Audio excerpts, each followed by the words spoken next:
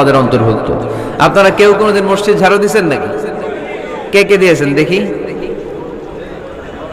সবাই সবাই মসজিদের খাদেম? মাশাআল্লাহ, আমিও দিছি মসজিদ ঝাড়ু, অনেক দিছি। মাশাআল্লাহ, আল্লাহ তুমি কবুল করো। যাদের হৃদয়ে বড় জ্বালা, ফ্যামিলিতে সুখ নাই, শান্তি নাই, তারা হৃদয়ে প্রশান্তি আনতে চাইলে এতিমখানায় যাবেন, এতিমের মাথায় হাত বুলিয়ে দিবেন, এতিমের মুখে খাবার তুলে দিবেন, আপনার হৃদয়টারে নরম করে দিবে কে? আল্লাহর ঘর মসজিদে যাবেন, নিজ হাতে মসজিদটারে একটু পরিষ্কার করে দিবেন, আপনার জীবনটারে উজালা করে দিবে কে? তাহলে এগুলো করার মাধ্যমে আমরা মসজিদের আবাদ করতে চাই। আমরা মসজিদের আবাদকারী হতে চাই কি চাই না? আল্লাহর ঘর মসজিদ আবাদ করার মতো শ্রেষ্ঠ কাজ পৃথিবীতে হতে পারে না। এই মসজিদের কিছু আদব আছে, আল্লাহ রাসূল সাল্লাল্লাহু আলাইহি ওয়াসাল্লাম বলেছেন এই আদবগুলো মেনটেন করে যেন আল্লাহর ঘর মসজিদের সাথে আমরা ব্যবহার করি। মসজিদের এক নম্বর আদব হচ্ছে মসজিদে ওযুর সাথে প্রবেশ করা। কিসের সাথে? ওযু করে পরিচ্ছন্ন হয়ে মসজিদে প্রবেশ করা। এজন্য অপবিত্র অবস্থায় গোসল ফরজ, এরকম অবস্থায় মসজিদে ঢোকা যাবে? কথা বলেন, ঢোকা যায়?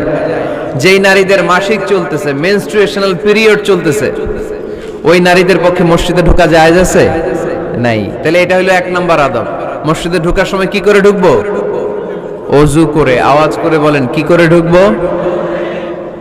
ওযু করে। দুই নাম্বার আদব হচ্ছে মসজিদে যাওয়ার সময় সবচেয়ে ভালো জামাটা পরে যাব, সবচেয়ে ভালো পাঞ্জাবিটা পরে যাব। জান তো আপনারা? না সবচেয়ে সিরাটা পরে যান? হ্যাঁ, অনেকের নামাজের জন্য একটা পুরান জামা আছে, সিরা পাড়া, এদিকে হাত উঠালে দিকতে দেখা যায়, আছে না নাই? সবচেয়ে সিরা পাড়াটা রাখে নামাজের জন্য, কপাল পোড়া। আর সুন্নাতে খাতনার অনুষ্ঠানে গেলে মাশাআল্লাহ লেহেঙ্গা গায়ে দিয়ে যায়, আছে না নাই? না, আপনি ইবাদতের জন্য সবচেয়ে সুন্দর জামাটা রাখবেন। এজন্য রাব্বুল আলামিন বলেন, ইয়া বানি আদম খুযু জিনাতাকুম ইনদা কুল্লি মসজিদ।